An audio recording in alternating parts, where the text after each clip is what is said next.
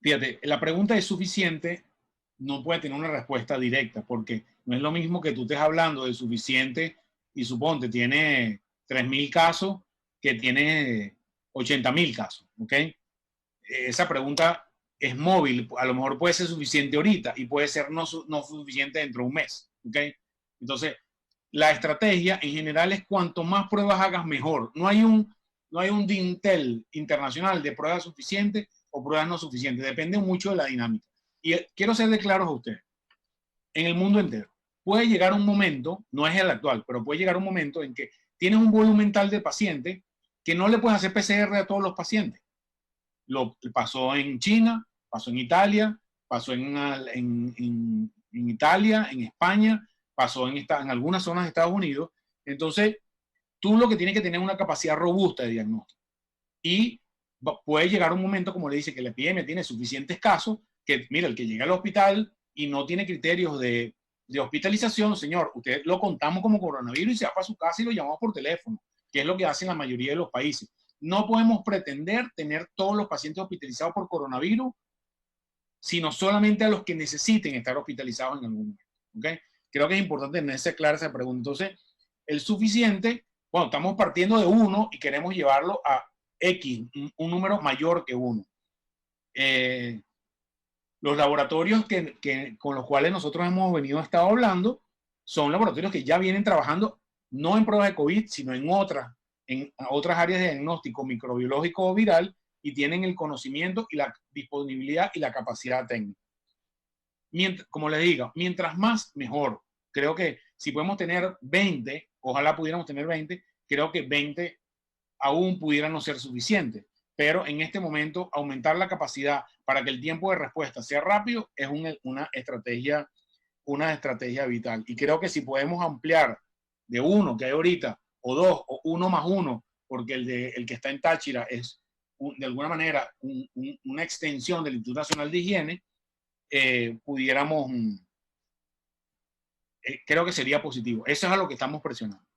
En relación de los equipos de protección, ¿cuándo? Bueno, un poco, creo que hay unos temas de logística, porque según nos comentó el ministro Alvarado, ellos han recibido donaciones de equipos de protección de China, hasta donde recuerdo, pero el problema es que eso tiene que estar disponible donde lo necesita. Entonces creo que hay que resolver en la cadena varias cosas. Uno, el tema del suministro, que es un tema obviamente con los que tienen que ver con el suministro. Otro, que tiene que ver, que es más a lo que está enfocado el acuerdo, es en el tema de la procura. ¿Okay? Buena parte del dinero que se va a movilizar, que es dinero internacional, tiene el foco de comprar equipo de protección. Entonces, lo que está en la tubería hay que hacerlo llegar a donde está, y ahí tiene una responsabilidad fundamental quienes tienen esa responsabilidad, pero nosotros lo que hemos estado señalando, como en el caso del hospital de Maracaibo y algunos otros hospitales, mira, tenemos unas cartas de sociedades médicas del Estado Carabobo donde dicen que están trabajando sin protección, por ejemplo. Es un elemento fáctico, ¿ok?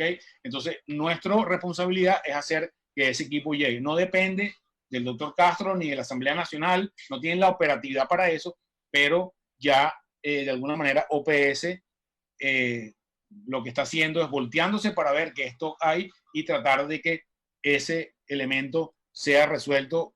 Para mí tiene que estar resuelto ayer, pero queremos que se resuelva lo más rápido posible. Pero yo no le puedo dar una cifra porque es algo sobre lo cual no está en nuestra capacidad logística como equipo técnico de salud.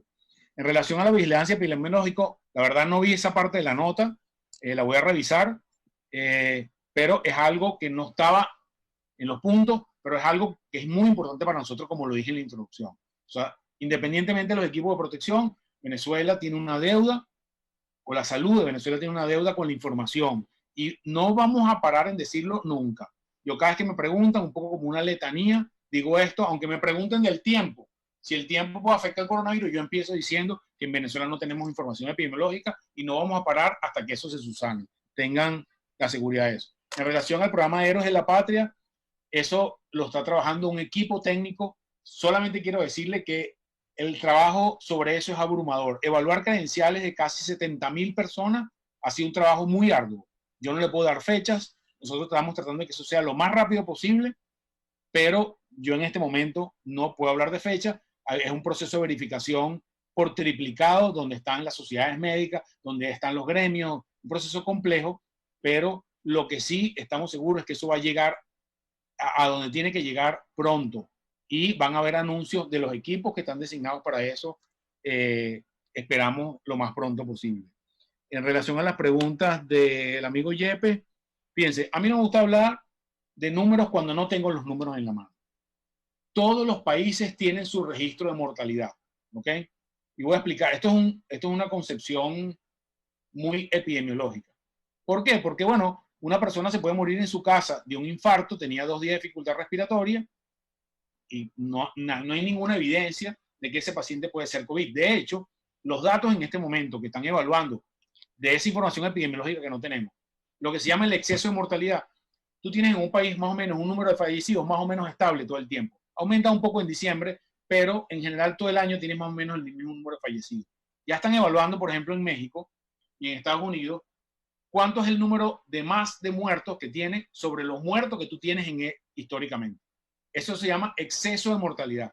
Ese exceso de mortalidad tiene varias explicaciones. Los pacientes de COVID que no diagnosticaste, los pacientes que teniendo COVID no llegaron al sistema de salud, pero por ejemplo, la persona que tenía un infarto o tenía una molestia y no fue al hospital pensando que podía contagiarse de COVID en el hospital y se muere de infarto en el camino o se muere en su casa.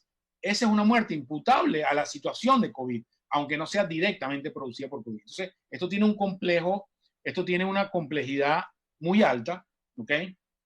Y ciertamente hemos estado preocupados en Venezuela porque no ha habido una correlación que se ha mantenido en la mayoría de los países entre el número de casos y el número de fallecidos.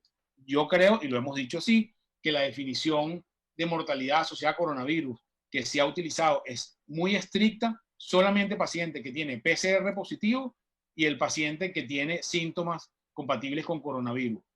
Sabemos que, por ejemplo, hay algunos pacientes que han podido fallecer con una prueba rápida positiva y no ha dado tiempo al hacerles el PCR y esos no están metidos en la cuenta. En nuestra opinión deberían estar metidos, pero es algo sobre lo cual creo que deberíamos avanzar en una definición más amplia de la mortalidad asociada al tema. Pero entendemos, y hice esa introducción, de que es un tema de definiciones complejo en el mundo entero. En términos de la flexibilización, me preguntaste, yo no sé si lo oí claro, si la flexibilización podía contener la pandemia. No, no la va a contener. La flexibilización es lo que se estima en buena parte del mundo. Vas a tener un aumento de casos sobre el histórico que tú traías, ¿ok? ¿Qué pasa en Venezuela? Estamos haciendo una flexibilización de la cuarentena en un momento donde la historia de casos, según la data oficial, viene aumentando semana a semana. Entonces, ojo, pasa también en otros países de América Latina. A diferencia de Europa, donde la flexibilización empezó cuando los casos venían disminuyendo. Entonces, yo creo que no es esperable que la flexibilización controle los casos, más bien lo contrario. Y eso es una dificultad en la situación que está América Latina en este momento. Sobre los nuevos espacios no entiendo mucho la pregunta, quizás me la replantea para entender un poco específicamente qué te estás imaginando tú. En relación a las camas y ventiladores, la encuesta nacional de hospitales tiene una cuenta, que es la cuenta de los 40 hospitales que nosotros monitoreamos, que no son todos los hospitales. En Venezuela hay alrededor de 300 hospitales en el país. Nosotros monitoreamos 40, que son los 40 tipo 4 o tipo 3 capitales de estado más importantes del país. La mayoría de ellos tienen unidades de terapia intensiva. Y el número redondo de camas de terapia intensiva en esos centros, en esos 40 hospitales, está alrededor de 200 camas.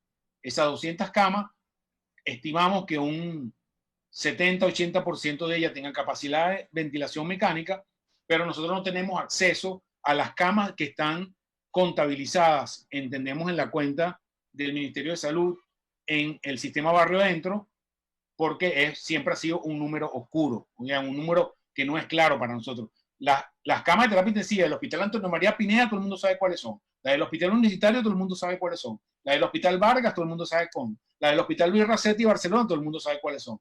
Pero las que están en los centros del sistema no son conocidas para nosotros.